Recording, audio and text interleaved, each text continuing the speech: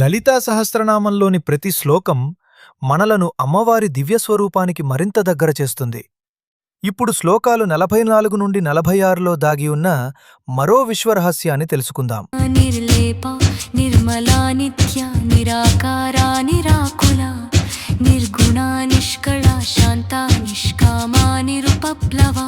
నిర్లేప అనగా కర్మబంధములు అంటనిది, నిర్మల అనగా ఎప్పుడూ స్వచ్ఛంగా ఉండే తల్లి, నిత్య అనగా శాశ్వతమైనది, నిరాకార అనగా ఒక నిర్దిష్టమైన రూపానికి పరిమితం కానిది, నిరాకుల అనగా ఎటువంటి అలజడి లేక ఎప్పుడూ ప్రశాంతంగా ఉండేది, నిర్గుణ అనగా సత్వ రజ తమో అనే 3 గుణాలకు అతీతమైనది, నిష్కళ అనగా విభజించడానికి వీరులేని పూర్ణస్వరూపం, శాంత అనగా పరమశాంతికి నిలయం, నిష్కామ అనగా ఎటువంటి కోరికలు లేనిది, నిరుపప్లవ అనగా ఎన్నటికీ నాశనం లేనిది.